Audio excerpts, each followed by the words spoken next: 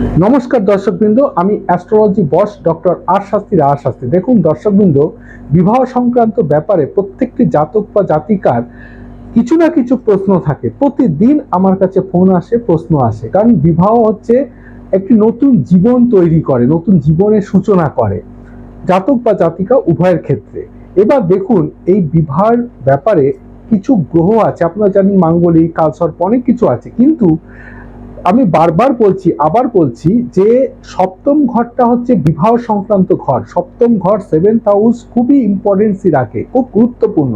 এই সপ্তম ঘরে যদি কোনোভাবে চন্দ্র, বৃহস্পতি, বৃহস্পতি শুভ গ্রহ হয়েও বৃহস্পতি, রাহু, কেতু, শনি বসে থাকে, তাহলে কিন্তু বিবাহ সংক্রান্ত ব্যাপারে প্রচুর ডিস্টার্ব দেবেই।